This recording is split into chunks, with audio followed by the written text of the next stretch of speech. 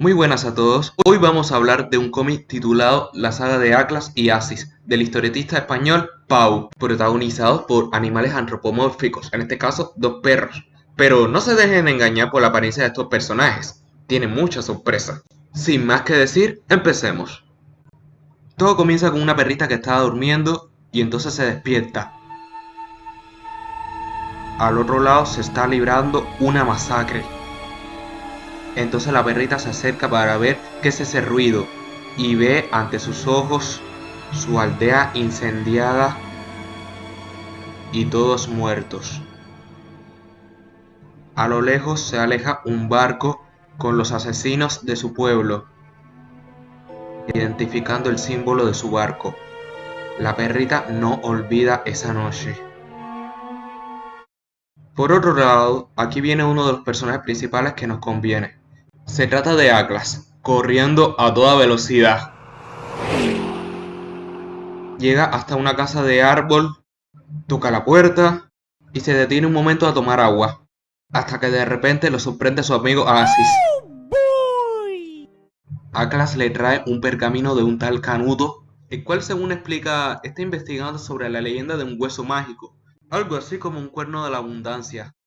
Ambos se preparan para regresar a la aldea. Mientras tanto, Erika, la hermana de Atlas, estaba recogiendo leña junto con la zorrita raposa. Erika se da cuenta de algo, es el barco de los invasores. Mientras Atlas y Asi estaban de camino a la aldea, ven a lo lejos fuego, por lo que suponen que los de la aldea ya empezaron la ceremonia sin esperar por ellos, así que se apresuran. Se detienen un momento al ver que alguien dejó un excremento bien grande, que según ellos es señal de que algún forastero tuvo el descaro de marcar territorio ajeno, y luego de tomarse su tiempo para orinar sobre el excremento ajeno, corren a toda velocidad hasta que ven un terrible escenario a lo lejos, bajan a toda prisa y cargan contra los buitres que estaban comiéndose a los cadáveres. Escuchan la voz de Canuto, quien estaba vivo, pero moribundo, siendo devorado por uno de los buitres. Atlas y Asi le piden explicaciones de lo sucedido. Canuto cuenta que fueron atacados por sorpresa. Los piratas masacraron toda la aldea y se llevaron a algunos rehenes. Canuto les describe cómo eran esos invasores, les entrega un símbolo de estos y da sus últimos suspiros.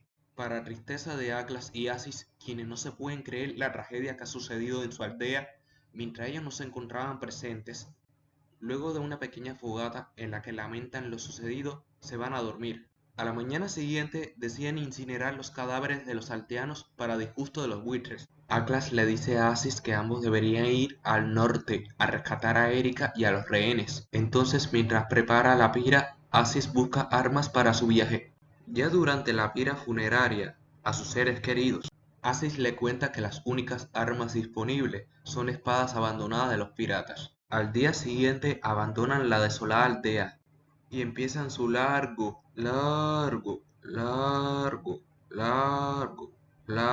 viaje. Hasta que Asis le pregunta a Atlas cómo podrían saber dónde se ubica el norte. Asis le enseña que es por la orientación del sol, la posición de las sombras, los árboles con musgo en caso de una lluvia, las estrellas, sobre todo la estrella polar durante la noche, son las pistas necesarias para saber dónde queda el norte.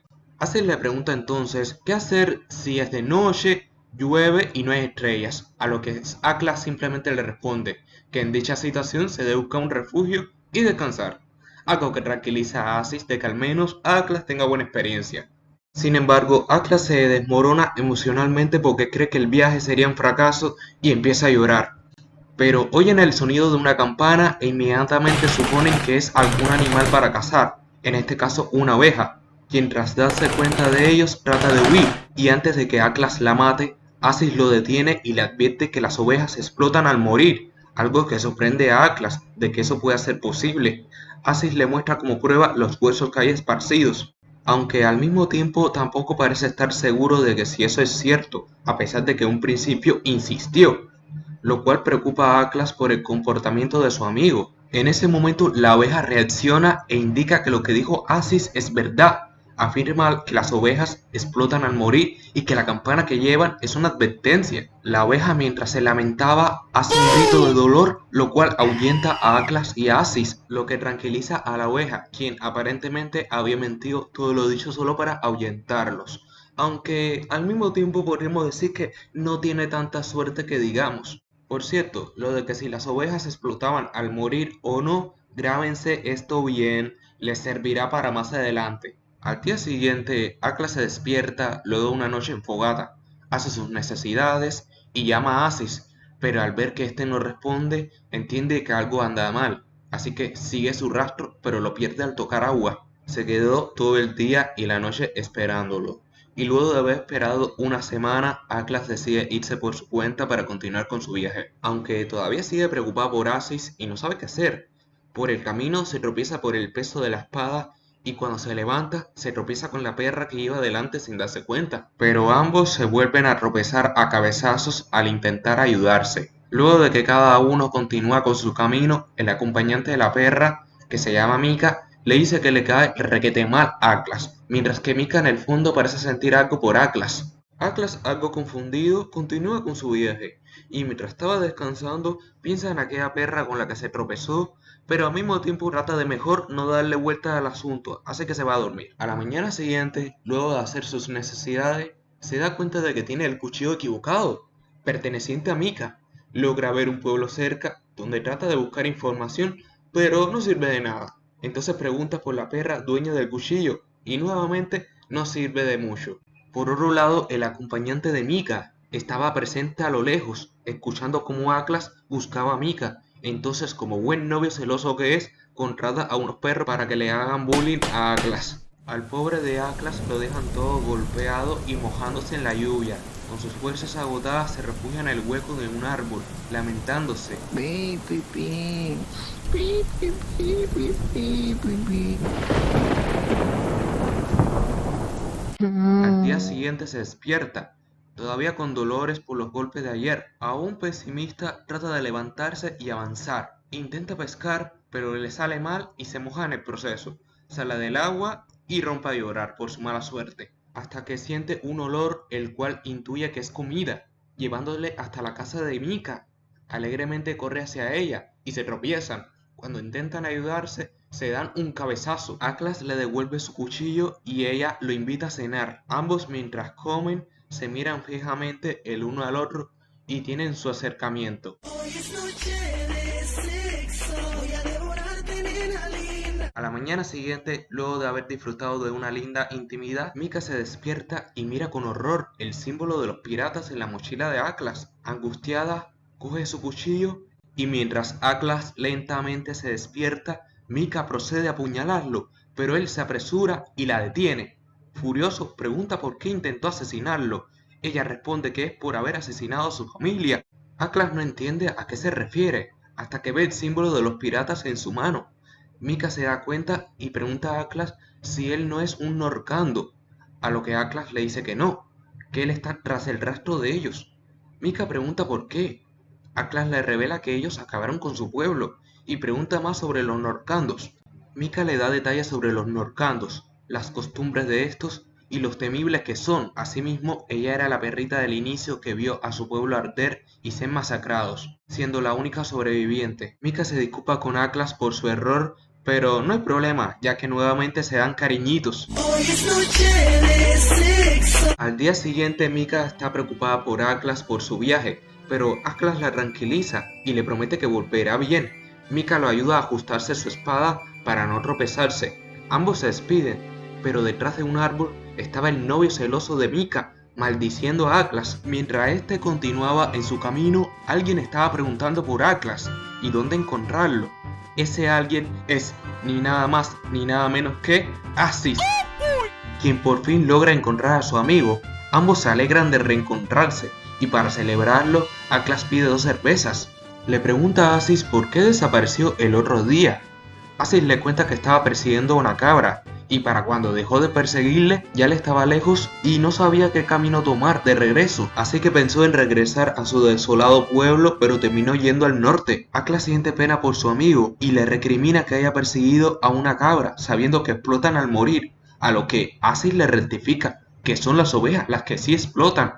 Asis siente pena por su amigo. Por la noche, Atlas y Asis estaban llorando luego de contarle a Miel, la osa dueña del bar, todo por lo que ellos tuvieron que pasar en su trayectoria. Ella, conmovida, los invita a quedarse, a lo que ellos aceptan agradecidos.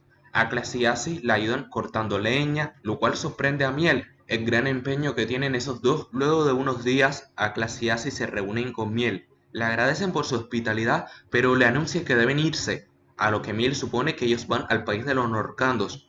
Ella les insiste, preocupada, en que es demasiado peligroso, no saldrían vivos de ahí. Atlas y Acis le ruegan su permiso para ir a salvar a Erika y a los demás rehenes. Anuncian su salida para el día siguiente. Por la noche, luego de la cena, Miel se para y los guía hasta un sótano que conduce hasta el mar y guarda una barca. Miel les presta su barca, ya que según ella les tomaría menos tiempo que ir andando para llegar. Atlas y Acis le afirman que no saben navegar, a lo que Miel les indica que no es difícil. Habrá buen tiempo, les indica en el mapa por dónde deben pasar para llegar hasta el país de los Norcandos. Les advierte tener cuidado y les dejó provisiones en la barca, para sorpresa y gratitud de Atlas y Acis. Ya en la mañana zarpan y se despiden de Miel. Ya en el mar, Atlas le pregunta a Acis si entendió las indicaciones de la vela. Para su sorpresa, Acis no entendió nada, ni siquiera prestó atención a las indicaciones de Miel. Mientras tanto, Miel vela porque ellos puedan llegar bien antes de que empeore el clima.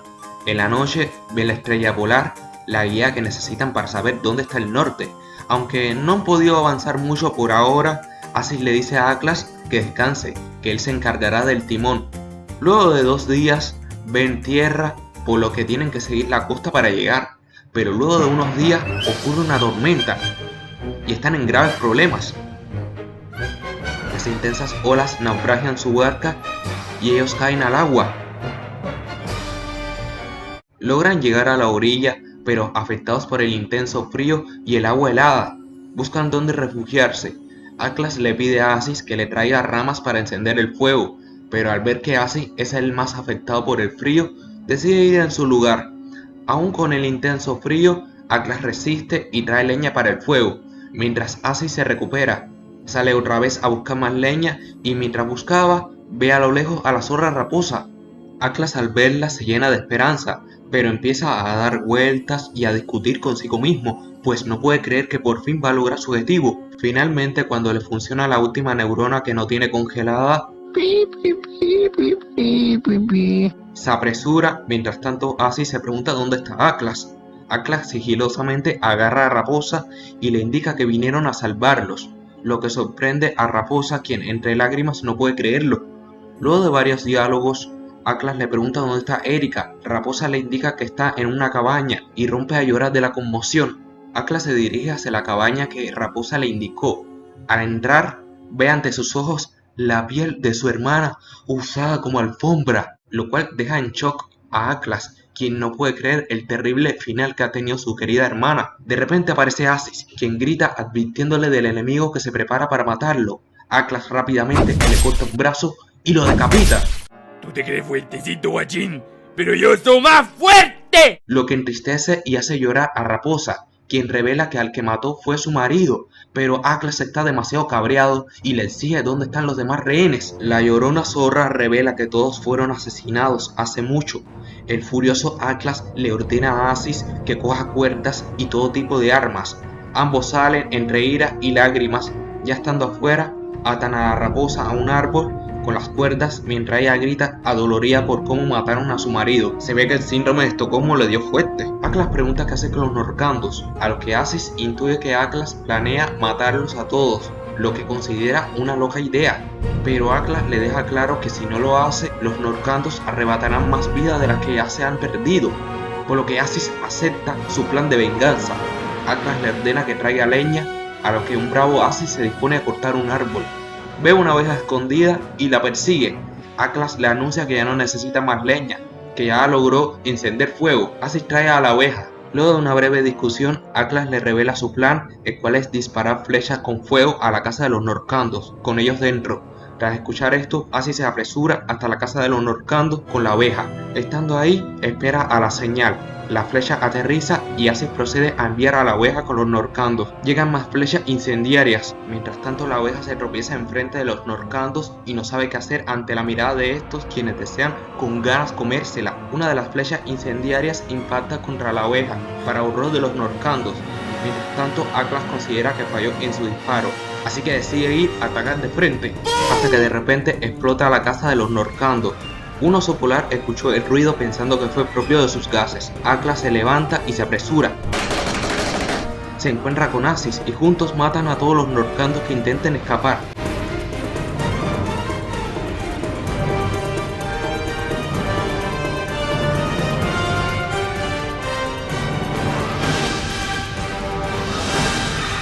Atlas y Aziz están agotados y creen que ya han logrado acabar con todos los Norcandos, pero aparece aquel oso polar afirmando ser el último, lo cual desconcierta a Atlas y Aziz, quienes están lo suficientemente debilitados como para hacerle frente. De repente se oye un estruendo y cae una avalancha encima del oso polar, matándolo. Aziz indica que fue gracias a ese árbol que le estaba talando. Finalmente, con sus fuerzas agotadas, ambos descansan de una vez en medio del incendio y la sangre derramada. Por otro lado, Raposa logró escapar de las cuerdas en las que estaba atada. Llora y grita de dolor por los acontecimientos ocurridos. Jura que algún día va a vengarse de Atlas y Aziz. Al día siguiente, Atlas y Aziz despiertan un poco dolidos por lo de ayer. No pueden creer la gran hazaña que han hecho. Luego de reflexionar un rato, se paran y deciden regresar. Pero tienen en cuenta que el viaje de regreso será más largo ahora que perdieron la barca, por lo que aprovechan para tomarse su tiempo y preparan carne suficiente para el viaje. No pregunten de dónde viene. Por la noche hacen una fogata y hablan de cómo Raposa fue la más afectada, hasta el punto de enloquecer y escucharse sus gritos. Al día siguiente empiezan su recorrido. Atlas lamenta que ya no quedó nadie vivo de su aldea, pero Aziz lo anima, diciéndole que se tienen el uno al otro y que él no estará solo, por lo que ambos amigos se abrazan entre llantos y conmoción. Entonces deciden continuar con su trayectoria. En su viaje han pasado semanas, tratando de superar los obstáculos del clima y el ambiente. Ven una cueva, por lo que deciden entrar para refugiarse. Por otro lado, un glotón o carcayú ve a lo lejos que Atlas y Aziz entran a su cueva, por lo que se enfurece. Mientras tanto, ellos adentrándose en la cueva, entre la oscuridad de la misma y la preocupación de encontrarse con algún otro animal agresivo, encienden fuego para la antorcha y ven con asombro los cachorros del glotón. Atlas se pregunta dónde pudiera estar la madre de las crías, a lo que Aziz intuye que pudiera estar buscando comida. El glotón poco a poco está a punto de llegar. Atlas y Aziz deciden mejor irse antes de que regrese el progenitor, pero Atlas siente preocupación por las crías, así que decide dejarles algo de comida y la antorcha para protegerlos del frío. Se van de la cueva y ven que se acerca el glotón hacia ellos, por lo que huyen a toda prisa. El glotón corre rápidamente hacia su cueva para ver cómo están sus crías, y ve que estas están sanas y salvas, con un poco de comida y fuego para protegerse del frío, lo cual conmueve al glotón por este noble gesto de parte de Atlas y Aziz. Aziz se queja de que casi estuvieron a punto de ser atacados y de que dejaron parte de sus suministros, pero Atlas dice que eso no importa, que lo importante es el noble gesto que ellos hicieron. Buscan un sitio para pasar la noche y una vez encontrado, se duermen a caer la noche. Sin embargo, no están solos y se acerca una manada de lobos maliciosos. Se oye un estruendo que despierta a Atlas y Aziz, quienes se sorprenden al ver a esa manada de lobos derribados por un árbol. Aún confundidos de lo que sucedió, deciden mejor irse. Lo que ellos no saben es que a lo lejos estaba el glotón, quien fue el que cortó el árbol que detuvo a la manada de lobos como una forma de devolverles el favor. Finalmente, Atlas y Aziz logran llegar al bar en medio del amanecer a pesar del cansancio. Una vez dentro, muestran su alegría al reunirse con Miel, quien está feliz de que ellos hayan podido regresar vivos. Por la noche le han contado a Miel todo el viaje y los acontecimientos ocurridos. Se disculpa por echar a perder la barca, a lo que Miel afirma que eso es lo de menos. Aún así, Atlas y Aziz insisten en querer devolverle el favor, por lo que Miel acepta, aunque está conforme con que ellos se queden. Entonces Miel recuerda algo. Les menciona que ellos le hicieron un gran favor al acabar con los Norcandos, pues años atrás ellos habían atacado su bar. Ella no estaba presente, pero sí su marido, quien mató a muchos de los invasores antes de ser asesinado por estos, junto con sus cachorros. Atlas y Aziz tratan de animarla, pero se quedan dormidos. Luego de unos días, Atlas y Aziz le anuncian a Miel que van a ir a cortar leña. Luego de unas horas en el bosque, Aziz le pregunta cómo van a transportar la leña. Atlas le cuenta su idea de cómo van a transportarla hasta que ve un conejo. ¿Cuál será la cena de esta noche? Ya en el bar le traen a Miel el conejo que han atrapado para cenar. Uno de los clientes se queja de cómo todos los días hay que buscar comida para sobrevivir, por lo que su compañero le dice que entonces busque a Quimera. Atlas, al escuchar ese nombre, le resulta familiar. El cliente sigue pesimista mientras su compañero lo trata de animar. contándole una reflexión, mientras que Atlas y Asis celebran con miel. Por la noche, una coneja busca a su pareja y preocupada sospecha que ya ha sido devorado. Por otro lado, Atlas se da cuenta de que Quimera es el nombre de la leyenda que estaba buscando Canut y despierta a Asis para contarle. Le muestra el pergamino que anteriormente se le había encargado y le cuenta más detalles sobre la leyenda del hueso Quimera, cual es capaz de solucionar el hambre definitivamente. Asis se emociona y tiene ganas de empezar esa aventura, aunque Atlas está preocupado por dejar sola a Miel, y más cuando deben pagar la deuda que tienen por la barca. Asimismo, Atlas expresa su deseo de reencontrarse con Mika, el amor de su vida, por lo que entonces deciden posponer su búsqueda del hueso Quimera para más adelante. Al día siguiente, Atlas y Asis estaban ayudando a Miel a pintar el bar, cuando Asis le cuenta a Miel que Atlas necesita su permiso para ir a buscar a Mika, por lo que Miel acepta. Entonces Atlas tiene vía libre para ir a buscar a su amada.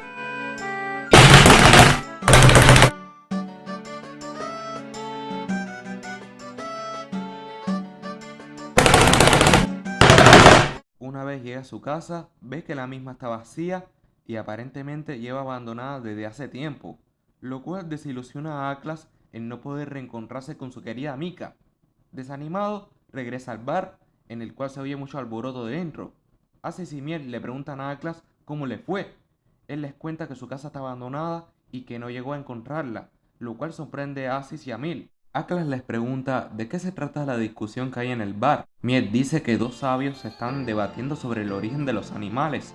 El sabio bigotudo es quien sostiene la teoría biológica. Pone de ejemplo al elefante y al ratón, señalando que a pesar de la diferencia en tamaño, comparten una estructura ósea similar. Menciona que la jirafa tiene 7 vértebras en el cuello, al igual que la mayoría de mamíferos, concluyendo en que todos los animales tienen la misma estructura, pero con diferentes variaciones. Pero al otro sabio, un poco racista, le ofende que se denominen a sí mismos como animales. Entonces le pregunta a qué se deben esas diferencias. El sabio bigotudo responde que es por la evolución, lo que deja confundidos al resto, que preguntan qué es la evolución. El sabio bigotudo dice que la evolución es cuando los animales cambian para adaptarse a las condiciones del lugar en que viven, a lo que el otro sabio pregunta, ¿de qué manera sucede eso? ¿Con magia? El sabio bigotudo cuenta que deben pasar miles de años para que se produzcan los cambios. Pone de ejemplo que las jirafas anteriormente no tenían cuello largo, pero la superpoblación y la competencia por los alimentos hizo que las jirafas de cuello corto no sobrevivieran en comparación a las altas, quienes sí se adaptaban a las condiciones y darían lugar a su actual descendencia.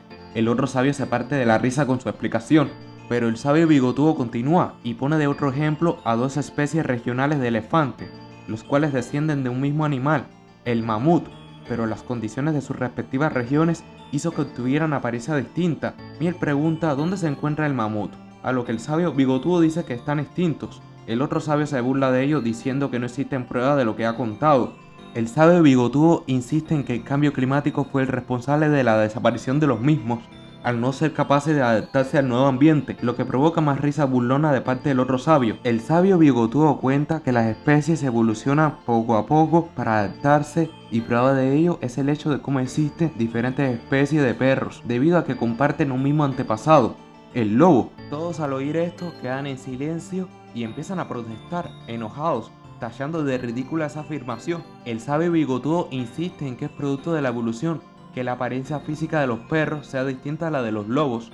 Asimismo, les muestra que las diferentes especies de perros heredaron características del lobo, pero refinadas a su manera. El otro sabio se indigna ante las afirmaciones del sabio bigotudo sobre el origen del perro, por lo que procede a contar su versión. El origen del mismo sería que el dios Toby, Firulais para público latinoamericano, creó el mundo y los seres vivos, marcó su territorio y creó al perro a su semejanza y le concedió el paraíso. Un día el perro estaba durmiendo y su creador les trajo una costilla para enterrarla.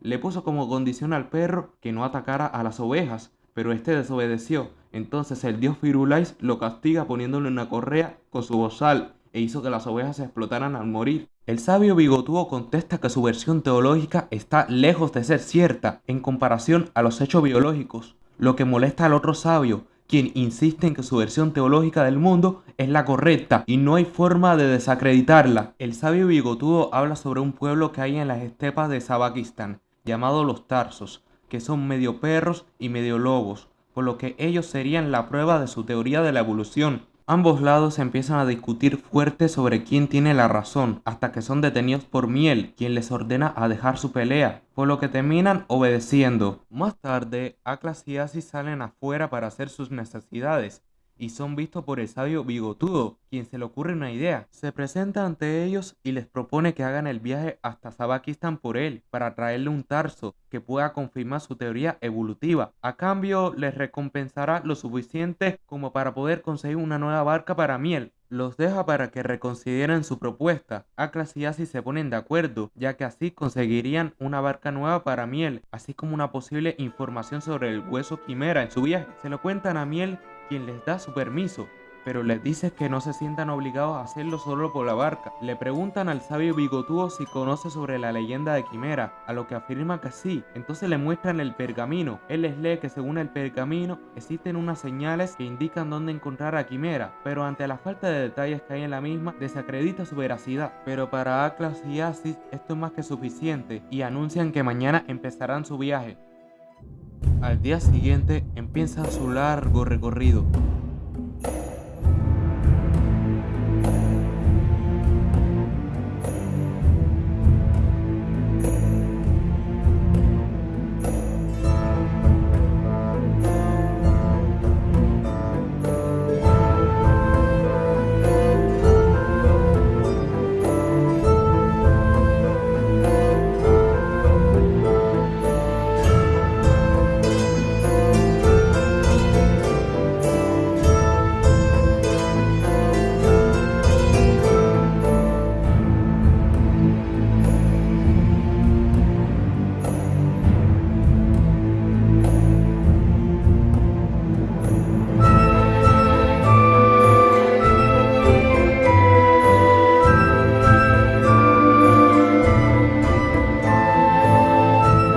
Cuando llegan a la región, Aziz dice que el lugar es tan vacío que probablemente no hayan suministros, a lo que Atlas dice que habrá que rodear la región en caso de ser necesario. Ven fuego a lo lejos, por lo que sospechan que pueda ser uno de esos perros que buscan, pero a su vez no saben si es alguien pacífico u hostil, así que se le acercan sigilosamente. Pero el perro de las nieves les habla que ya sabía de la presencia de estos y les invita a acercarse a su fogata, a lo que Atlas y Aziz se acercan nerviosos. El perro de las nieves pregunta quiénes son. Atlas y Aziz se presentan y cuentan que andan en busca de un pueblo llamado Los Tarsos, a lo que el perro de las nieves les confirma que ya lo han encontrado. Atlas y Aziz, sorprendidos, le preguntan si él es un tarso, a lo que el perro de las nieves les dice que sí y se presenta. Su nombre es Tuman, lo que pone contentos a Atlas y a Aziz. Tuman les ofrece bebida y comida. Atlas les dice que no es necesario que les dé toda su comida, a lo que Tuman les dice que sería irrespetuoso de su parte que rechacen su oferta, por lo que terminan aceptando sin remedio. Tuman expresa curiosidad por ellos, pero les dice que por el momento deben descansar, mañana ya hablarán. Mientras dormían, Aziz despierta a Atlas y le describe impresionado el hecho de cómo Tuman parece un lobo, pero a su vez es un perro, similar a lo anteriormente explicado por el sabio Bigotudo. Al día siguiente, mientras se preparan, Atlas le pregunta por su poblado, palabra que es desconocida para Tuman, lo que confirma a Aziz que ellos tienen costumbres distintas. Atlas le pregunta cómo es posible que puedan adaptarse al frío clima de la región, que para Tuman no es ningún problema. Atlas le pregunta si no necesitan leña, a lo que Tuman les dice que en su lugar ellos usan las sobras del ganado, lo que sorprende a Aziz al escuchar eso y rápidamente sale corriendo. Atlas le grita ordenándole que regrese, pero terminan persiguiéndolo, hasta que dos conocidos de Tuman detienen a Aziz, quien no para de ladrar. Atlas se da cuenta y se quiere acercar. Tuman lo detiene y le pregunta si no sabe lo que es un rebaño. Un familiar de Tuman le avisa de que deben partir cuanto antes, pero primero Tuman les presenta a Atlas y Aziz, así como los miembros de su familia, a los forasteros. Se pone el arnés y tiran del trineo, mientras Atlas y Aziz tratan de seguirles el paso. Luego de unas horas hacen una parada para descansar. Aziz menciona impresionado el cómo los tarsos interactúan con el ganado, que para Tuman no es algo raro, y pregunta si no hacen lo mismo en su región. Aziz le responde que ellos se los comen, lo que genera risas para Tuman, quien comenta que ellos también se los comen, pero preservan sus vidas debido a las duras condiciones climatológicas de la región que provocan la falta de comida, por lo que el ganado sirve en caso de dicha situación difícil. A lo que Aziz pregunta cómo alimentan a su ganado. Tuman le dice que a donde haya hierba cada vez que se desplacen. Aziz pregunta entonces que esa es la razón por la que están lejos de casa. Tuman se ríe de su respuesta y le dice que ellos nunca están lejos de casa. Más tarde los tarsos encuentran un sitio ideal para establecerse y construir su yurta.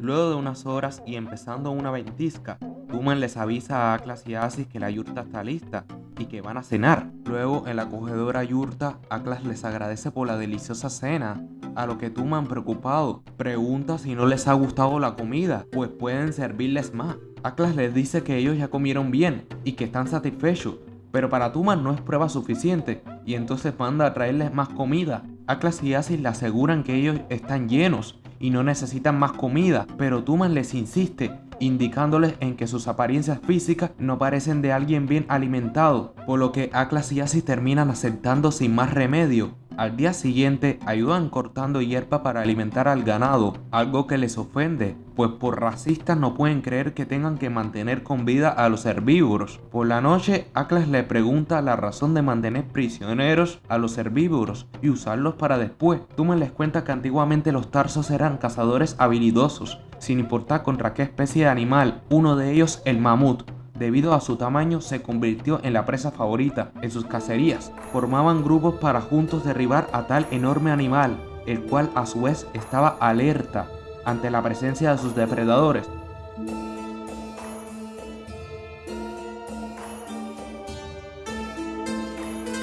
Pero eso no impidió que los tarsos intentaran una y otra vez semejante trabajo riesgoso con tal de sobrevivir, lo cual sorprende a Atlas al escuchar el relato de Tuman sobre la existencia de los mamuts. Tuman cuenta que el mamut no solo fue un importante suministro de alimentos, sino que él mismo les dejó una lección, el no abusar de los herbívoros, pues el exceso de cacería hacia los mamuts hizo que estos terminaran extinguiéndose, de manera que los tarsos se dieron cuenta tarde del error que habían cometido al no preservar a su presa más importante. Esa es la razón por la que ellos preservan su ganado en caso de extrema necesidad. Atlas y Aziz, tras escuchar la mención de la cacería del mamut, confirman lo dicho por el sabio bigotudo, pero no tienen manera de traerle una prueba, a lo que Tuman se ríe y les muestra que la yurta tiene partes de mamut, lo que deja sorprendidos a Atlas y a Aziz.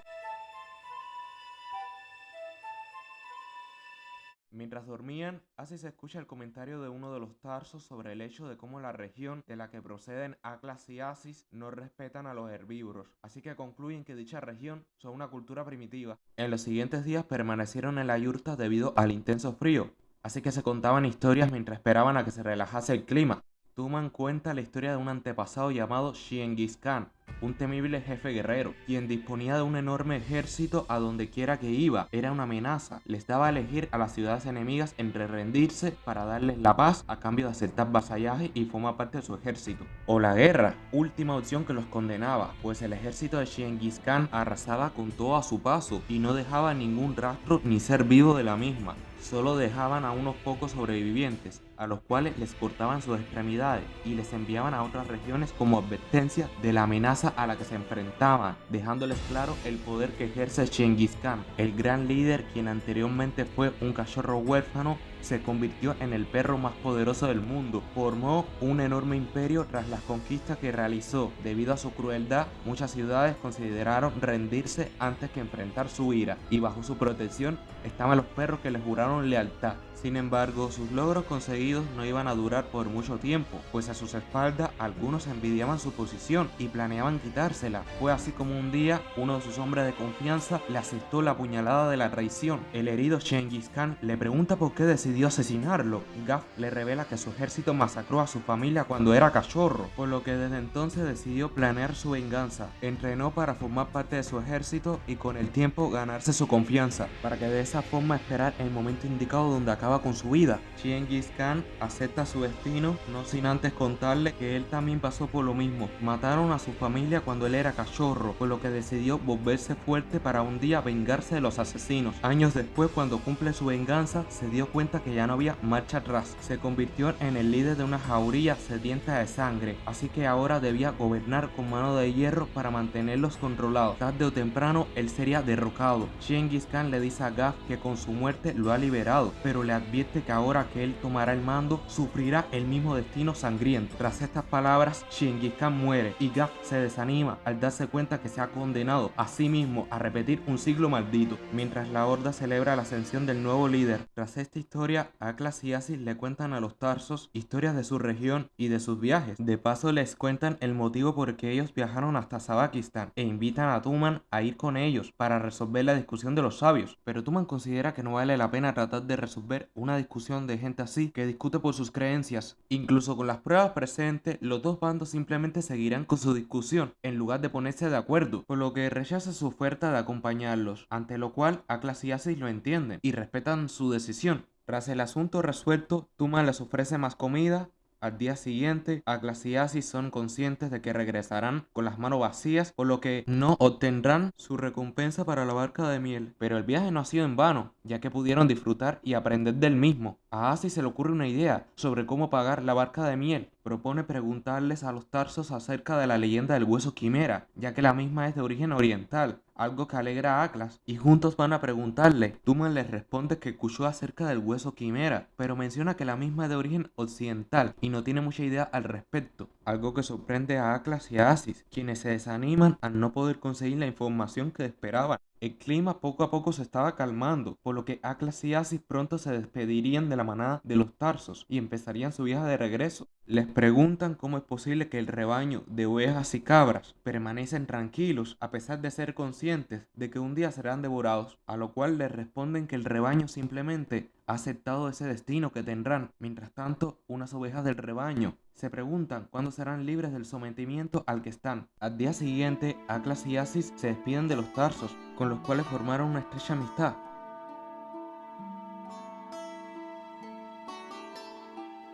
Empiezan su viaje de regreso, pero en el camino se encuentran con algo inesperado, el cual tras tomarlos por sorpresa les será clave para más adelante cuando lleguen.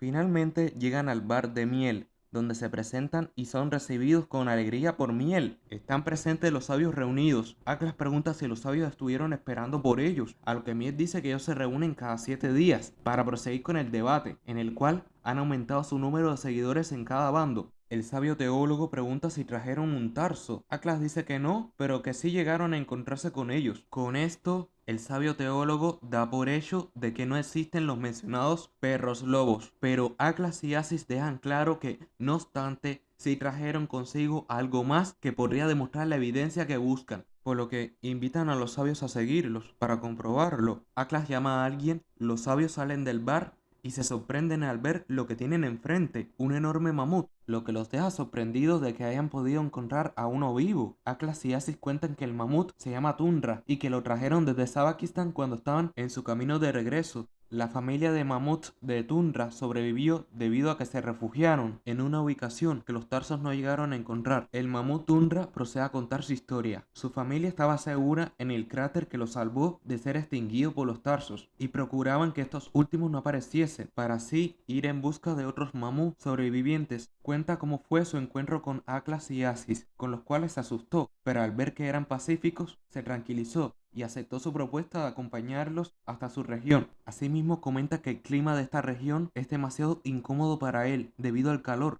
El sabio teólogo se sorprende al escuchar hablar a un animal, otra vez siendo racista, a lo que el sabio bigotúo afirma que su teoría de la evolución es verdadera. El sabio teólogo insiste en que el mamut no es prueba suficiente, pues no llegaron los perros lobos de su teoría, como habían acordado, lo que enfurece al sabio bigotúo, y empieza una pelea entre ambos grupos, para desmotivación de Aklas y Aziz. Tundra les dice que necesita volver a su región, pues el clima del lugar lo está ahogando de calor, a lo que Aklas y Aziz, sintiéndose responsables, deciden acompañarlo en su viaje de regreso.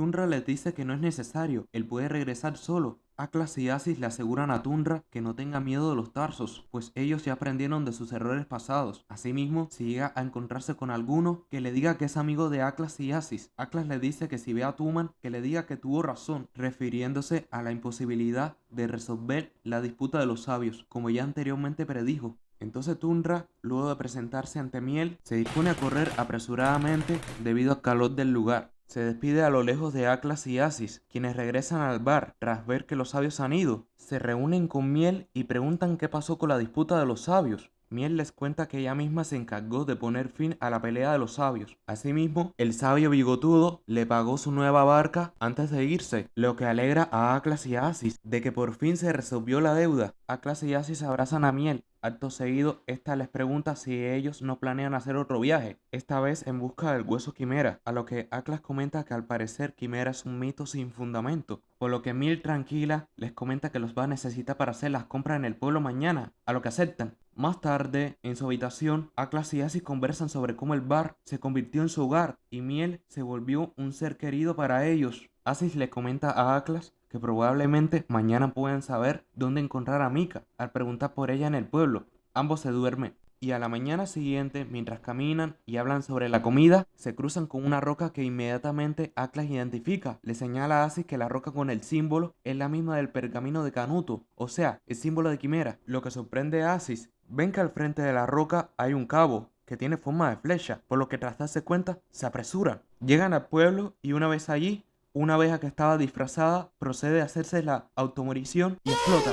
Lo que sorprende a Atlas y a Asis, que preguntan por lo ocurrido. Un aldeano les cuenta que fue por culpa de una abeja terrorista, miembro de la secta Mutón, los cuales buscan acabar con sus opresores, los carnívoros. El aldeano grita pidiendo la presencia de un veterinario, lo cual deja impresionados a Atlas y a Asis de que existan ovejas peligrosas. Más tarde, mientras hacen las compras, le preguntan a uno de los vendedores sobre lo que hay al otro lado del mar. Este les dice que al otro lado está Escapula. Con este nombre en cuenta, Atlas y Asis lo tienen como pista sobre Quimera y se preguntan cómo podrían ir hasta allí. Luego con otro vendedor le preguntan si sabe de algún barco que llega hasta Escapula. El vendedor, tras escuchar este nombre, se pone nervioso y llama a los guardias. Atlas y Asis, sin entender el por qué, corren rápidamente para evitar conflictos. Descansan en un callejón y se preguntan cómo podrían contactar con alguien que les permita navegar al otro lado del mar. Ante eso, un dálmata que los escuchó les pregunta si buscan ir a Escapula. Atlas y Asis le dicen que sí. El dálmata, encantado, les confirma que hay una campaña de repoblación para la isla y están buscando voluntarios. Les dice que tienen que apresurarse en su decisión, además de mencionar las recompensas que se les otorgaría en la isla, lo cual pone contentos a Atlas y Asis. Entonces el dálmata acuerda reunirse en el puerto dentro de 10 días. Se despiden de él, aunque están preocupados sobre cómo le explicarán a Miel, que otra vez van a viajar. En el bar le han contado todo a Miel, la cual le parece extraña esa campaña de repoblación de la isla, a lo que supone que probablemente fue abandonada por los macas. Atlas le pregunta qué son los macas. Miel les cuenta que los macas son piratas sanguinarios, similares a los norcandos, pero enfocándose en los barcos que vienen. Asimismo, han construido una fortaleza en la isla Escapula, aunque aún así, a pesar de dicha posibilidad, Miel se mantiene escéptica sobre la veracidad de la oferta, y luego de unas carcajadas, Miel insiste en que es muy sospechoso el asunto. Atlas y Asis le aseguran que probablemente no haya ningún problema, dado que las pistas de Quimera les conduce hacia dicha isla. Miel tranquilamente les respeta su decisión de ir o no en busca de Quimera. Entonces todos se van a dormir. Por la noche, Asis comenta emocionado que al llegar a la isla no tendrán que preocuparse por la falta de suministros, y más cuando encuentren a Quimera, más nunca se tendrán que preocupar por la comida. Aunque Atlas está pensativo, ya que comparte un poco la sospecha de Miel con respecto a las verdaderas intenciones de aquella oferta en la isla. Asis admite que la oferta es un poco extraña, pero de todas maneras, ellos solo quieren el permiso para aventurarse en la isla, nada más. Atlas se pregunta dónde pudiera estar Mika. Piensa en la posibilidad de que ella se encuentre en la isla Escapula, pero aún así le parece raro que ella no se haya vuelto a contactar con él, a lo que Asis, emocionado, declara que su viaje a la isla Escapula será la meta de sus objetivos. Mientras tanto, Miel, preocupada, oye la conversación de Atlas y Asis detrás de la puerta. En la madrugada empiezan su camino, un poco nerviosos, pero siguen adelante. Llegan al pueblo y ven que hay muchos voluntarios reunidos. Se sorprenden al presenciar los barcos del viaje. notando de que se trata de una campaña ambiciosa. En eso aparece el dálmata, quien los saluda y les guía en el barco. Por otro lado, Raposa, escondida, espía a Atlas y Acis. Ya en el barco empieza la movilización de la flota. Poco a poco se van alejando del puerto y van rumbo hacia su destino. Mientras tanto, Atlas y Acis comentan impresionados sobre la flota y las expectativas que tienen sobre la misma. A su lado hay un perro que parece sentir pánico por la navegación.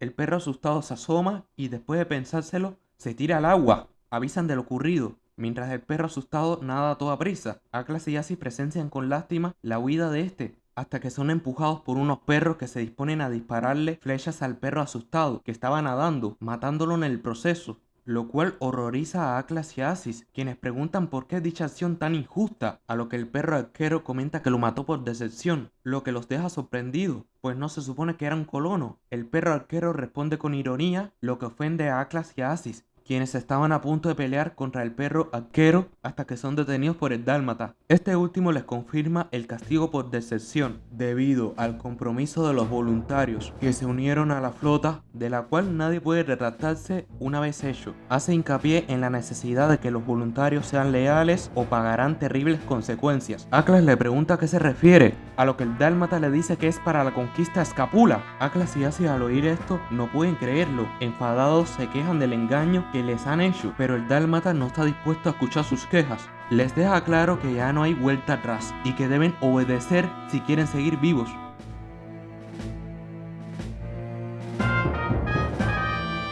Atlas y Acis están molestos por la estafa, dándose cuenta que fueron ingenuos al aceptar la presunta oferta.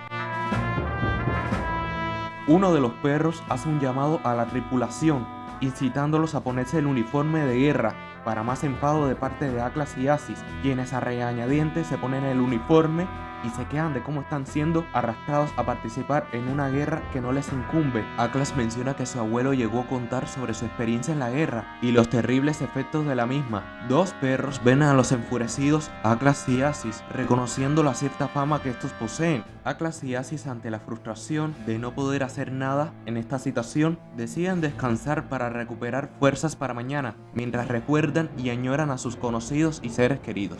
Al día siguiente, en la fortaleza Maca de la isla Escapula, unos centinelas estaban jugando ajedrez. Surge una discusión entre ellos y están por pelearse, hasta que uno de ellos ve algo y hace un llamado de alerta. A lo lejos, los barcos se están acercando a la isla.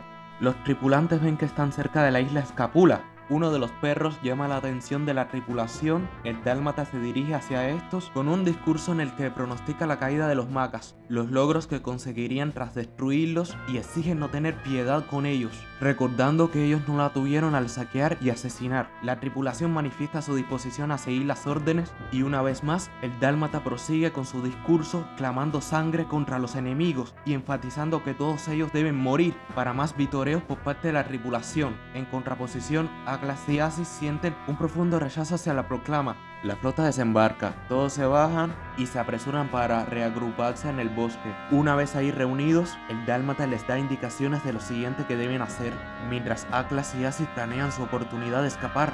En ese momento le avisan al dálmata de la captura y muerte de un desertor entre sus filas. Con esto, el dálmata declara que los desertores deben ser vistos como macas. Le pregunta a su ejército cuál es el final de los macas. El ejército responde con firmeza que los macas deben morir. Luego están bajando y transportando el cargamento desde los barcos. En el bosque se dispone a talar árboles. Durante el proceso, un soldado intenta escapar, pero el perro arquero lo mata primero.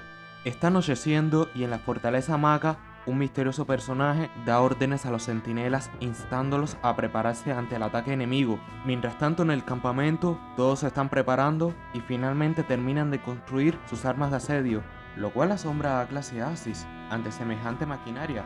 Están un poco nerviosos con respecto a la situación en que están metidos. Se asustan con un ruido fuerte, el cual es la música de guerra. La batalla está a punto de empezar. Uno de los generales al mando anuncia su orden de combate, pero es aplastado por una roca, para sorpresa del ejército. Entonces otro perro al mando toma la iniciativa e inicia el ataque.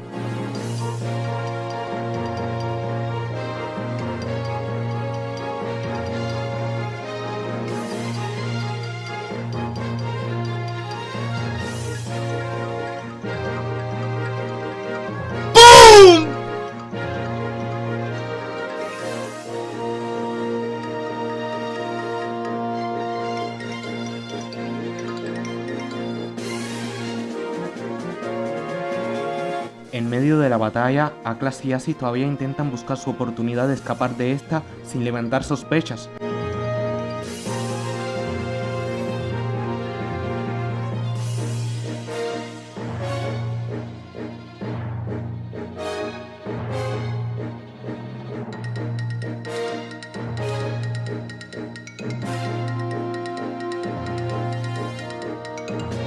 ¡Boom! ¡Boom! Atlas y Asis deciden aprovechar su oportunidad de escapar ahora que el ejército está demasiado concentrado en la batalla. Atlas le dice a Asis que finja estar herido como excusa para sacarlo del campo de batalla y así ambos escapan. Atlas carga a Asis falsamente herido hasta el bosque, pero aparece el mismo perro arquero quien les reprocha por no seguir en el combate. Atlas le dice que su compañero está herido, a lo que el perro arquero le ordena que regrese al campo de batalla, mientras él se encargará de su compañero Asis. Atlas le trata de explicar, pero el perro arquero insiste en su orden. Sin embargo, él mismo planeaba matar a Asis, que supuestamente estaba herido, pero Atlas se apresura, le corta un brazo y lo mata. Finalmente, ambos huyen lo más rápido posible para evitar represalias, mientras el ejército continúa con su ardua batalla. Luego de tanto correr, se detienen a descansar y creen que por ahora están a salvo. Ven a lo lejos que la fortaleza Maca arde en llamas. Asis pregunta quién podría haber salido vencedor en esta batalla. Aunque a Atlas tampoco le interesa el resultado de la misma, se cuestionan sobre la moralidad de este conflicto y concluyen que es demasiado gris. Se preguntan si existe posibilidad alguna de ser perseguidos, pero a estas alturas probablemente ya se hayan olvidado de ellos. Se quitan los uniformes de guerra y se van a dormir. A la mañana siguiente continúan su camino de forma apresurada. Pasan por un río con la esperanza de que no puedan seguir su rastro. Encuentran un hueco en un árbol donde deciden descansar. Oyen fuertes aullidos de lobo y se preguntan sobre el misterio detrás de ellos. Al día siguiente, una liebre ve a Atlas y a Asis y trata de esconderse, pero es descubierto y tratan de atraparlo. Consiguen agarrarlo, pero aparece un lobo que les afirma que estuvo cazando a esa liebre y por lo tanto le pertenece. Ante la disputa que tienen sobre la liebre, Atlas prefiere evitar conflictos innecesarios, así que acceden a su demanda. Le entregan la liebre, pero Asis está un poco molesto por ello, pero Atlas lo tranquiliza y se van. En eso el lobo siente curiosidad por los viajeros, así que les propone compartir la liebre. Mientras están asando la liebre, el lobo supone que ambos son fugitivos, a lo que Atlas y Asis le confirman que efectivamente fueron arrastrados a una guerra en contra de su voluntad. Mientras hablaban del conflicto, Asis le pregunta si él era aquel lobo que aullaba por las noches, a lo que este le confirma que sí, pero maliciosamente aprovecha la distracción para comerse a la liebre asada. El lobo compara la vida de los animales con un fuego, explicando que todos nacemos de una chispa, pero la forma en que nacemos, representada simbólicamente por diferentes tipos de leña, afecta nuestra condición, donde nacemos, ya sea protegidos o a la intemperie, sin importar el lugar, influye completamente en nuestro destino. Aunque este destino puede parecer predecible para quienes conocen el mundo, factores externos como el frío, el calor, la lluvia, la nieve o un vendaval pueden alterarlo inesperadamente. Incluso una llama que nace con todo a su favor puede apagarse, o como en su caso, convertirse en un incendio forestal. Cuenta que él era huérfano, pero fue adoptado por una familia de perros. Un día, mientras jugaba con su hermano adoptivo, escuchan unos ladridos y van a ver lo que ocurre. Presencian las atrocidades e injusticias cometidas por los Macas hacia los débiles. Describe a los Macas como una banda de bastardos y rufianes que siempre se salían con la suya, sin que nadie pudiera detenerlos. Parecía que la única forma de acabar con ellos era recurrir a la misma maldad, algo moralmente contradictorio. Pues, ¿qué tipo de mundo sería ese si todos actuaran así? El miedo hacia los Macas era tan grande que nadie se atrevía a enfrentarlos. Incluso cuando no se metían con ellos, los Macas siempre encontraban una excusa para ser crueles con los civiles. No obstante, su padre adoptivo, siendo alguien honrado y valiente, quiso frenar esta injusticia y desafió a uno de los Macas. Este último, sintiéndose intimidado, se retira, no sin antes advertirles de las consecuencias por su rebeldía. Su padre adoptivo libera al civil que estaba siendo azotado, mientras lo tranquiliza y le afirma al pueblo que nadie puede seguir permitiendo semejante atropello por parte de los Macas.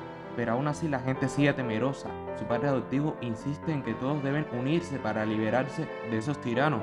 señalando en que si no hay unión nunca podrán ser libres. Entonces regresan a casa, pero esa noche, cuanto menos se lo esperaba, se despierta ante el ruido y su madre adoptiva se apresura para sacarlos a ambos por la ventana, ordenándoles que huyan, mientras ella es capturada por detrás. Él y su hermano adoptivo tratan de correr lo más rápido que puedan, pero un hacha alcanza a su hermano adoptivo, matándolo en el proceso. Horrorizado, corre con todas sus fuerzas, hasta el cansancio, llegando incluso a escalar una montaña. Al día siguiente, una pareja de cabras lo encuentran y lo adoptan, mientras otra cabra les advierte de lo peligroso que podría ser como carnívoro. La pareja desestima dicha posibilidad. Se pudo adaptar al ambiente y a su nueva familia, pero el problema estaba en que no podía alimentarse de la hierba, hasta que un día un olor lo estremeció y al ver que su padre cabra había sangrado tras cortar hierba, una furia se apoderó de su cuerpo.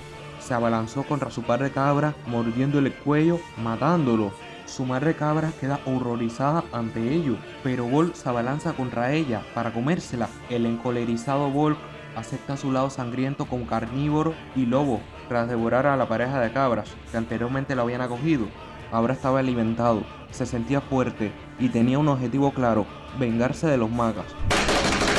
Así que decidió ser mucho más cruel y maquiavélico con tal de destruirlos. Espía a unos bandidos que estaban acampando y apuñala al que estaba de guardia. A la mañana siguiente, uno de los bandidos se despierta y para su sorpresa ve un cadáver a su lado. En eso Volk se presenta con la cabeza decapitada de su líder. Rápidamente nota que uno de ellos intenta buscar su espada y le confirma que con antelación se las había retirado, pero aún así no va a pasar por alto su acción, así que procede a matarlo de la forma más sangrienta posible para horror de los bandidos. Volk les deja claro cuán cruel puede llegar a ser si no lo obedecen, así que estos rápidamente se humillan ante él, reconociéndolo como su jefe. Así empezó su trayectoria. Se enfrentó a otros grupos de bandidos y obtuvo nuevos reclutas.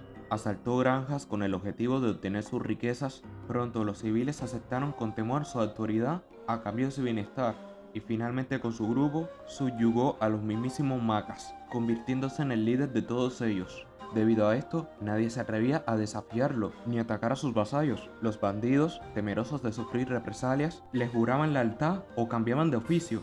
Volk aseguró la paz a todos sus súbditos y aplicó castigos severos a quienes infringían sus leyes. A cambio de esta estabilidad, los civiles debían pagarle un impuesto que incluía comida o armas, con el cual mantenía a su ejército. Ordenó la construcción de la famosa fortaleza de la isla Escapula, su centro de poder. Desde ahí extendió su influencia y aseguraba su control absoluto sobre la región. No obstante, Volk era consciente de que estaba rodeado de malhechores, criminales y todo tipo de alimañas que planeaban conspirar contra él y arrebatarle su poder, pero no se imaginaban que él ya anticipaba sus movimientos. Volk tenía un plan secreto, por el cual estaba decidido a cumplir, cueste lo que cueste.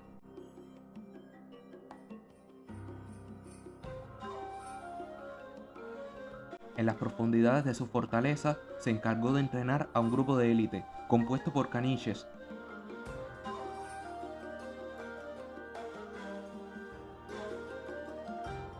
Llegado el momento adecuado, los envió a diferentes partes del mundo con un mensaje. Su misión era convencer a los líderes a que unieran fuerzas e invadieran la fortaleza Maga. Los cuerpos de los caniches estaban tatuados con los planos de la fortaleza Maga y sus puntos débiles, sirviendo como guía para los invasores, explicando que de esa manera se produjo la invasión a la isla Escapula, a través de la cual llegaron Atlas y Asis. Y antes de que Volk profundice más detalles, recibe un flechazo. Son emboscados por una banda de perros en compañía de Raposa. El líder de estos explica que Raposa, su cuñada, le informó que Atlas y Asis se dirigían hacia la isla Escapula, pero antes de acabar con ellos, decide empezar con Volk. ¡Pinche hombre, me cae mal! Raposa sostiene un cuchillo enfrente de los retenidos Atlas y Asis. Atlas, suponiendo lo que planea hacer Raposa, se disculpa entre lágrimas por haber sido insensible con ella en aquella ocasión y que fue la causa de que se distanciasen. Pero contrario a lo que pensaban, Raposa usó su cuchillo para liberarlos de las cuerdas. Ella es quien ruega arrepentida y se disculpa por su actitud en aquella ocasión con los Norcandos, pero su arco de redención dura poco al ser apuñalada por su cuñado.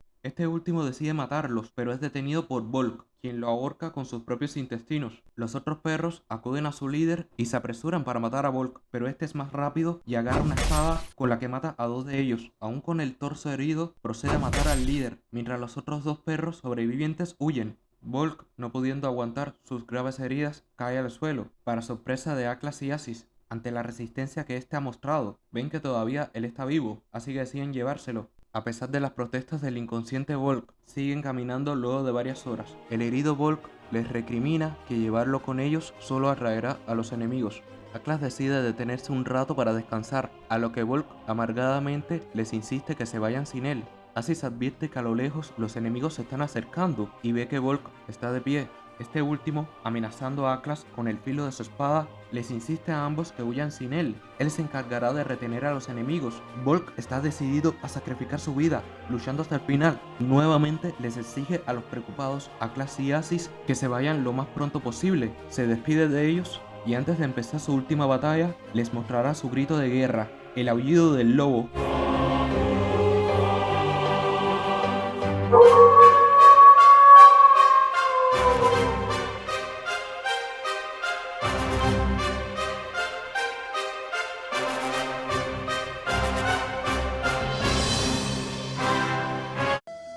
Atlas y Asis empiezan a aullar entre lágrimas, en honor a Volk, quien se sacrificó por ellos. Por otro lado, al día siguiente, una coneja se da cuenta de que su pareja ha sido devorado y rompe a llorar, lamentando el trato injusto e insensible de los carnívoros hacia los herbívoros.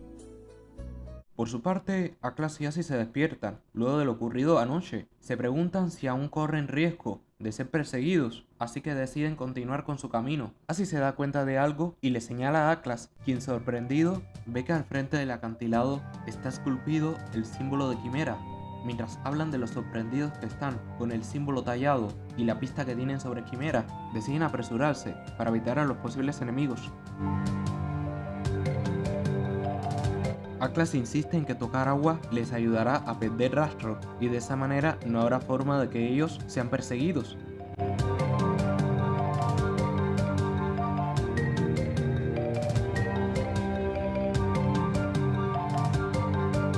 En el camino, Atlas se detiene un momento para olfatear y encuentra el cuchillo de Mika. Se lo cuenta a Asis. Atlas está encantado con el recuerdo de su querida Mika y emocionado trata de seguir su rastro.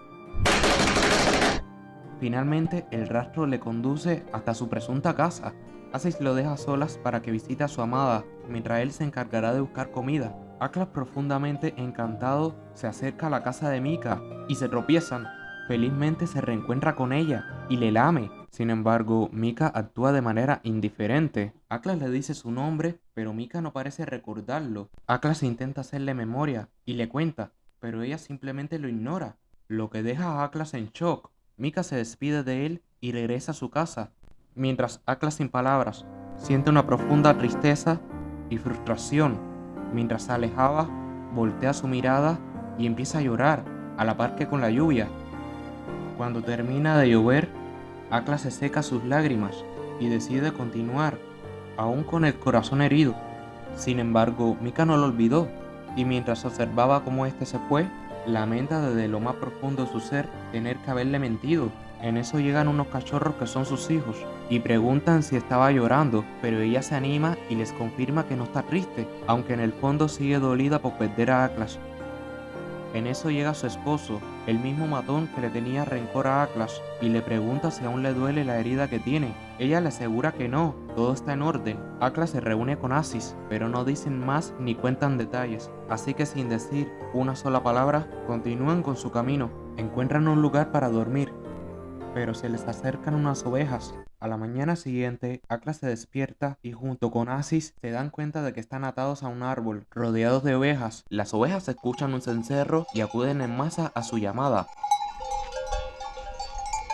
Una vez reunidas, su líder, una cabra, da un discurso donde pronostica que el fin del mundo se acerca y será el fin para los carnívoros. Atlas y Asis se dan cuenta de que se trata de la secta Mutón. El líder pronostica una nueva era libre de la opresión carnívora y que hasta entonces, por orden divina, ellos deben acabar con todos los carnívoros. Mientras seguía con su discurso, Atlas pregunta por qué el líder de la secta, si tan comprometido es, no se moriciona. Asis le explica que las cabras no explotan, mientras Atlas se preguntaba por qué las ovejas son tan ingenuas, como para dejarse controlar por semejante loco. Asis se da cuenta de que ellos están atados con longanizas, por lo que ambos se parten de la risa ante tal ironía, mientras se comen las longanizas, liberándose de sus ataduras en el proceso. Tratan de escapar sigilosamente, pero ven que la secta Mutón planea sacrificar a una perrita inocente. Atlas y Asis deciden evitar dicha injusticia, y mientras pensaban cómo rescatarla, se acuerdan del aullido de Volk, por lo que imitan el aullido del lobo, lo que espanta a las ovejas, quienes entran en pánico y se dispersan. El líder huye con la perrita secuestrada. Atlas y Asis tratan de seguirlo, mientras lidian con la estampida de ovejas. Ven que se ha escapado. Asis agarra a una oveja y la interrogan sobre el paradero del líder, pero la oveja se resiste. Atlas la amenaza con asesinarle, a lo que la oveja le advierte que hacerlo les matará a ellos también con su explosión. Atlas sin más remedio se apresura y regresa con cuerdas. La oveja, segura de sí misma, pregunta qué planean hacer, y al darse cuenta se desmotiva. Atlas, decidido, la interroga nuevamente, ahora bajo amenaza de aplastarla bajo una roca, a lo que la oveja, temiendo por su vida, les revela que su líder escapó hacia el río, por lo que Atlas y Asis se apresuran y dejan atada a la oveja. El líder de la secta se prepara para huir en barca, mientras la perrita grita socorro. De repente Atlas aparece y se abalanza sobre el líder de la secta, atrapándolo. Atlas somete al líder de la secta, mientras Asis se encarga de liberar a la perrita. Atlas le cuestiona al líder el por qué planeaba sacrificar a una inocente, pero el líder está con su superioridad moral, haciendo hincapié en su supuesta autoridad como líder de la secta Mutón. Pero a Atlas y a Asis no les importa esto. En cambio están interesados en comérselo. Atlas está a punto de matarlo, pero el líder vuelve con su superioridad moral y complejo de Mesías, afirmando además de que explotará al morir, pero se lo desmienten al decir que solo las ovejas explotan, no las cabras. Por la noche, Atlas y Asis junto con la perrita se han cenado al líder cabra. Ella les agradece que le hayan salvado. Le preguntan dónde vive. Ella dice que su pueblo está al sur, y como por ese camino ellos también van a pasar, deciden acompañarla. Al día siguiente, los buitres se acercan a los huesos del líder cabra. Mientras caminan, la perrita les pregunta qué buscan en su camino al sur. Atlas y Asis le cuentan que andan en busca del hueso legendario Quimera. La perrita no ha oído hablar de este, a lo que Asis le dibuja el símbolo de Quimera. La perrita reconoce el símbolo e indica que en la entrada del Valle de los Monstruos hay una roca con ese símbolo, lo que sorprende a Atlas y Asis al escuchar dicha ubicación. Ella les cuenta más sobre ese lugar, el cual está plagado de amenazantes criaturas, y les afirma que es peligroso ir. Habla de la posibilidad de que algunas de esas bestias sean responsables de las misteriosas desapariciones de gente de su pueblo, a lo que Asis dice que entonces habría que darle caza a dicha bestia. La perrita dice que ya hay un grupo encargado de ello, pero les cuesta mantenerlo. Atlas le pregunta por qué. La perrita les dice que su pueblo debe pagarle al grupo de caza a cambio de sus servicios, a pesar de que el problema continúa. Asis, indignado, pregunta cómo es posible que semejantes cazadores no sean capaces de buscar su propio alimento. La perrita dice que aún así sin ellos no tendrían cómo defenderse, que para Atlas y Asis es la cosa más absurda que han oído. Mientras tanto, las ovejas recuperan los huesos de su devorado líder y le rinden honores. Por otro lado, un ratón recibe un flechazo y es recogido por un perro, pero este se queja de que su presa no es suficiente, y más cuando están cazando para otros. El perro le comenta a su compañero que ellos no tienen obligación de servir a un tal Kadewuu, el cual supuestamente los protege del monstruo. Su compañero lo insta a no hablar alto por miedo a ser escuchados. El perro Rufo, indignado de que no pueden quejarse, habla de que además el monstruo sigue saliéndose con la suya y desapareciendo a más gente. Sin que ellos lo sepan, un perro les está espiando. Mientras tanto, Atlas y Asis junto con la perrita llegan al pueblo. Un centinela reconoce a la perrita, que se llama Chispa, y se alegra de que ella esté sana y salva. Es recibida con alegría por la gente del pueblo. La perrita Chispa les presenta a Atlas y Asis, sus salvadores. Pero de repente, el centinela avisa de una manada de perros. Le pregunta al líder quiénes son. El líder de los forasteros responde que han venido para ayudar. Más gente de la aldea se acercan a las murallas para ver de cerca y le hacen preguntas al líder. Este se presenta. Su nombre es Truk y ha venido para ayudar en la cacería del monstruo. Tras escuchar los rumores de este y de cómo el jefe de cacería que tienen no ha sido capaz de solucionarlo, los de la aldea discuten el asunto sobre cómo el encargado de cazar al monstruo que ellos tienen ha sido ineficaz en dar con el problema. En eso llegan otros perros y le preguntan al líder forastero quiénes son. El líder Truk se presenta y dice que con su grupo vinieron a por el monstruo, a lo que el otro perro contesta que no necesitan a otro grupo de cacería. Uno de los aldeanos comenta que no hay motivos para rechazar la ayuda ofrecida, más aún que Rufo, uno de los suyos, ha desaparecido también, y nadie sabe de su paradero. El otro perro se sorprende al ver que la perrita Chispa está de vuelta, entonces comenta que no todas las desapariciones se deben al monstruo. Insisten que el grupo forastero no conoce bien la región como para que puedan ser de utilidad, a lo que el líder Truck pregunta si al menos él y su grupo pueden pasar la noche en el pueblo. El otro perro acepta solo si duermen en la fortaleza. Por la noche, unos guardias se burlan de cómo el grupo forastero está encerrado en la fortaleza para pasar la noche, mientras el otro perro llamado Kadebú sigilosamente se va de la aldea y se dirige hacia una cueva. Llama a alguien y de repente es asustado por un dinosaurio por detrás. Kadebú le insiste en no asustarlo de esa manera. El dinosaurio pregunta si vino a matarlo. Kadebú le dice que necesita su ayuda para deshacerse del grupo forastero, al cual atraerá hasta su cueva para que se encargue de eliminarlos en su trampa. Pero el dinosaurio no está dispuesto a cumplir su exigencia. Kadebú le insiste en que él se está arriesgando a traerle un perro cada semana para alimentarlo, pero el dinosaurio le indica que su última presa no ha sido satisfactoria.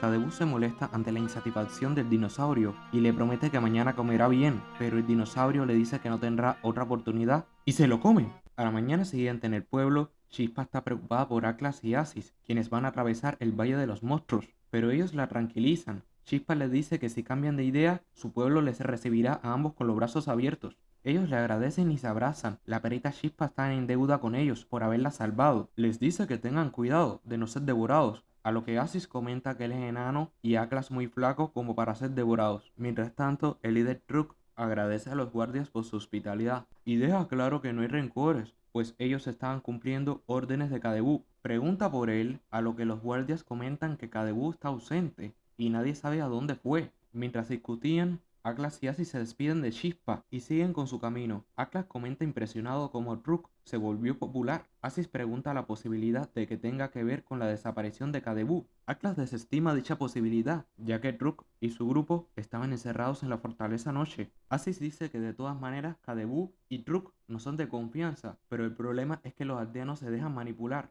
Atlas, teniendo en cuenta el peligroso territorio al que se dirigen, deja claro de que deben ser cautelosos.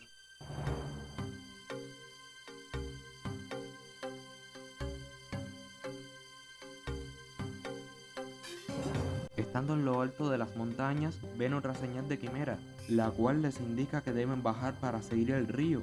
Decididos a continuar, bajan cuidadosamente. Por otro lado, los perros siguen a Truck, quien les indica que deben inspeccionar la cueva. Los perros, mientras encienden la antorcha, hablan de lo impresionados que están con el líder Truck y cómo este es más amable que Kadebú, su anterior líder, aunque aún así los aldeanos siguen quejándose y no cesan las misteriosas desapariciones. Truck se detiene y se da la vuelta hacia la cueva y pregunta si están bien. De la oscuridad sale el dinosaurio, quien le responde a su pregunta mientras devora a los perros que atrajo a su trampa, a lo que Truck le promete traerles más la próxima vez.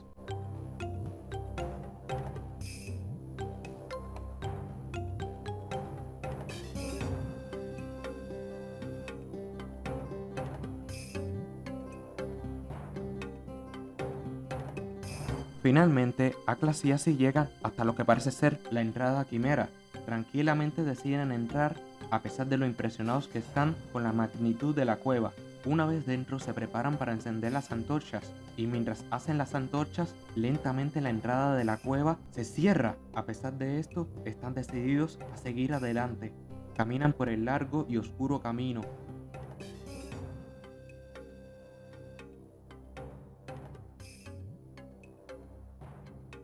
Ven luz al frente y llegan hasta una sala con lo que parece ser el legendario hueso quimera. Para sorpresa de ambos, se preguntan si es de verdad, a lo que van a comprobarlo. Lo tiran hacia atrás y cae un montón de huesos para alegría de ambos, quienes disfrutan de semejante festín. Por detrás aparece un gato, lo que alerta a Atlas y Asis ante el extraño sujeto, pero el gato deja claro que no es su enemigo. Él es un defensor de los animales, a diferencia de los miembros de su propia especie, comenta. Atlas le pregunta si él es el guardián de Quimera. El gato comenta que sí y que de hecho él propagó dicha leyenda por el resto del mundo. Se presenta y su nombre es Misifú. Él cuenta que toda su vida se ha encargado de estudiar a los animales y entender su lenguaje, pero procede a darles más detalles, les comenta que al haber sido capaces de encontrar a Quimera, gracias a las pistas que él dejó, su experimento ha sido un éxito y con él demostrado que los animales poseen inteligencia. Atlas pregunta si en verdad Quimera es el hueso mágico. El profesor Michi les dice que ese hueso no tiene nada de especial. En cambio, lo especial es cómo ellos llegaron hasta aquí. Asis pregunta si es cierto que al haberlo encontrado no se tendrán que preocupar por la comida. El profesor Misifu les dice que el que ambos atravesasen un largo camino para encontrar este lugar demuestra que la subsistencia no es un problema, pues ellos demostraron ser capaces de sobrevivir en cualquier circunstancia. No necesitan ningún hueso mágico para validarlo. Su inteligencia y actitud es lo más valioso que tienen. El profesor Michi les confirma que sí existe una fuente inagotable de alimentos, pero no obstante, hay algo más difícil de explicar. Les muestra una réplica del planeta y les describe cómo es Pangea, el mundo en que viven. Su raza, los gatos, dominaron el mundo gracias a su inteligencia superior y que incluso entre esos gatos hay quienes son racistas hacia el resto de animales. Atlas pregunta cómo es posible eso, ni que ellos fueran herbívoros, a lo que Misifu se burla de lo irónicamente racista que ellos también son, pero Atlas y Asis insisten en que razones no les faltan para ser racistas hacia los herbívoros, pues estos últimos nunca desarrollaron tecnología, lo que deja pensativo al profesor Michi, quien les explica que los gatos durante su conquista mundial extinguieron numerosas especies de animales y destruyeron diversos ecosistemas. La supervivencia de los gatos les jugó en su contra al ser cada vez más expansionistas, llegándoles problemas como la superpoblación, aunque no obstante su raza consiguió resolver algunos otros, como la comida y la basura, lo que deja confundidos a Atlas y Asis sobre dicho término. Misifu les explica que es el resultado de la acumulación de desechos que su civilización producía y contaminaba el medio ambiente. Su especie consiguió crear un alimento nutritivo e inagotable, pero hecho a base de sus propios cadáveres. Sacaron la basura del planeta poniéndola en órbita. Crearon una gran reserva natural para preservar a las especies vegetal y animal restantes, o sea, donde provienen Atlas y Asis. Sin embargo, aún no terminaban los conflictos y luchas de poder. La guerra que tenían hizo que desarrollasen armas mucho más mortíferas, capaces de aniquilar a miles de vidas. La más poderosa de estas tiene el poder de destruir el mundo. La basura que dejan en órbita se acumula en una esfera llamada satélite que gira alrededor del planeta. Inconscientemente, la misma era mortífera. La órbita de este satélite puede cambiar para que impacte contra el planeta, provocándose así una destrucción masiva. Las dos potencias gatunas desarrollaron dicha arma tan nefasta. Finalmente, el terror y pánico de ser liberada puso fin al conflicto de los gatos. Irónicamente sirvió para obtener la paz. Cuenta además que los mismos son visibles durante la noche. Se trata de Ragnarok y Luna. Sin embargo, para mala suerte, el más pequeño de los satélites ha sido desviado de su órbita por error y justo ahora se dirige hacia Pangea a toda velocidad. No hay forma de evitarlo. La destrucción ya está aquí.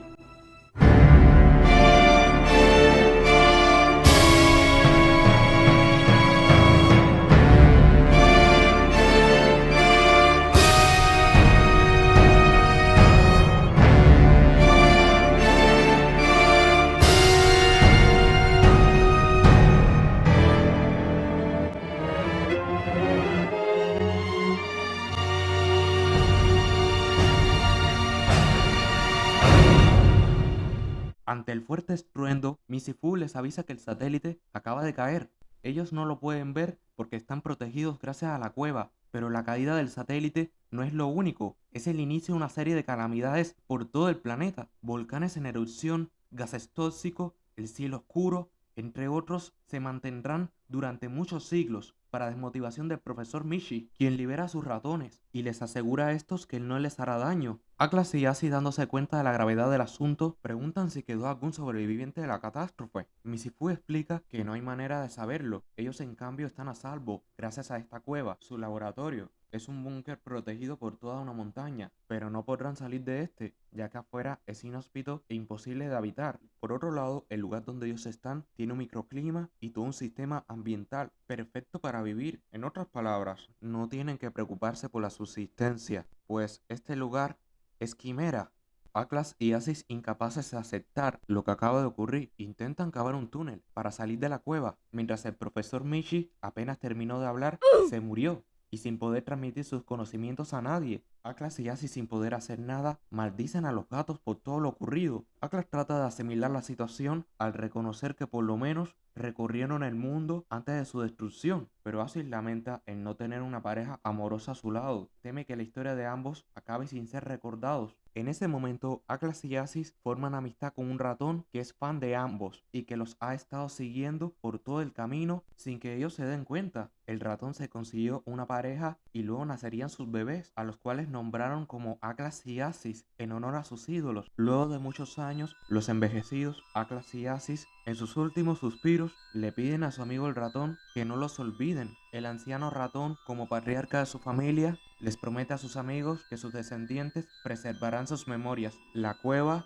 que se volvió la tumba de los famosos perros, era a su vez un mundo inmenso para los ratones. Habían demasiadas cosas por explorar y descubrir en la misma. Los hijos, nietos y bisnietos fueron contando y transmitiendo la historia de Atlas y Asis. Llegó un punto en el que la superpoblación y escasez de recursos dio lugar a incontables guerras, de las cuales sobrevivieron algunos descendientes de los ratones Atlas y Asis, y de esa forma la leyenda de los perros se siguió preservando y contando. Al mismo tiempo se cumplía la profecía de la secta Mutón. La gran Pangea explotó debido al impacto del satélite Ragnarok, dividiéndose en varias partes. Pasaron millones de años y la historia de Atlas y Asis se seguía contando. Cuando el peligro para la vida en el exterior había pasado, cuando volvió a haber luz y temperaturas suaves, cuando los ratones del laboratorio pudieron salir de la cueva y empezaron a explorar aquella inmensa tierra, cuando de las aguas salieron animales nuevos que aprendieron a respirar fuera, la historia se seguía contando una generación tras otra, al calor del fuego. Cuando los descendientes de aquella familia de roedores evolucionó para adaptarse a nuevos hábitats, cuando se inventaron nuevas formas de expresión, la historia de los ratones Atlas y Asis continuó viva, transmitiéndose de generación en generación. La saga de los perros Atlas y Asis, y se sigue transmitiendo hoy en la actualidad, un relato legendario, hasta que un día serán descubiertos los restos fosilizados de una especie desconocida, unos restos que cambiarán para siempre la prehistoria y que convertirán la leyenda en historia, los restos de los famosos perros Atlas y Asis.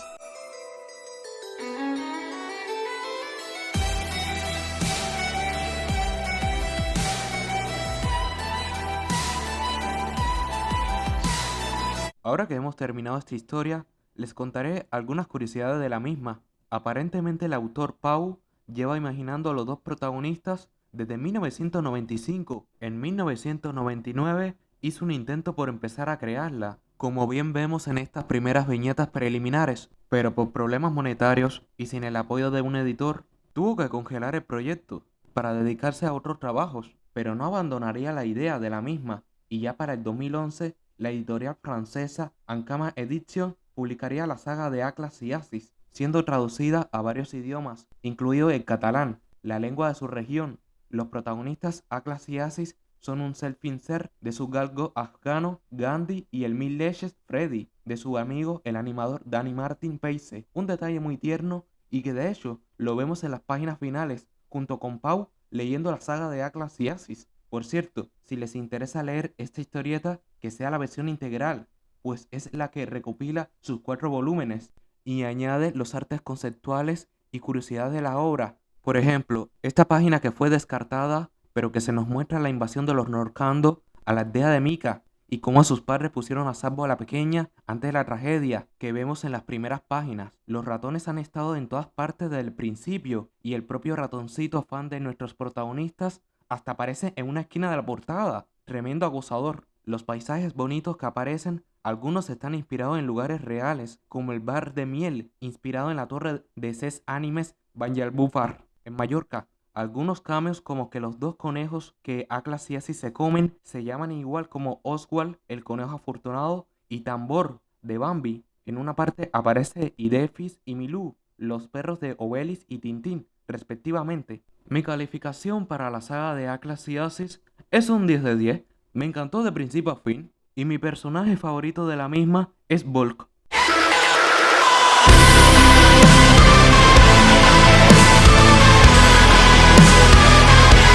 O sea, sí, es tremendo cínico y loco para carajo, pero le coges cariño y más cuando él se sacrifica por Atlas y Asis. Por otro lado, tengo ciertas preguntas e incógnitas. El plan de Volk era que los Macas y el ejército invasor se destruyeran entre sí, pero lo que no entiendo es a dónde él planeaba dirigirse cuando estaba fuera de la fortaleza Maca y se encontró con Atlas y Asis. Pero lo que más me intriga es la que para mí es la conveniencia del guión sobre la caída del satélite. O sea, en la era de Hielo 2 teníamos como primera advertencia el deshielo y en The Legend of Zelda Majora Mask teníamos los 3 días que faltan para que caiga la luna. Pero en Atlas y Asis no tenemos pistas de cuándo caería el satélite Ragnarok. Sí, a ver, sí, estaba la secta Mutón prediciendo el fin del mundo, que se acercaba, pero no es suficiente. Imagínate si Atlas y Asis se hubiesen tardado un día más para llegar hasta Quimera. Aún así, el epílogo de la saga de Atlas y Asis fue tan apoteósico que dejaré pasar ese punto. También creo que el personaje de Erika, la hermana de Atlas, le hubieran dado más tiempo en escena, al ser un personaje importante, ya que es por ella que Atlas y Asis van hasta la tierra de los Norcandos. El diseño de los personajes se ve bonito y hasta cierto punto memeable. Por cierto, el autor Pau tiene su canal de YouTube donde además hizo 2 cortas animaciones de Atlas y Asis corriendo. Se ven muy buenas y realmente te dejan con ganas de una película o una serie animada sobre estos personajes. Sería increíble algo así. En fin, si les gustó el video, no olviden darle like, suscribirse, compartir. Se los agradecería mucho. Nos vemos en el próximo video. Chao.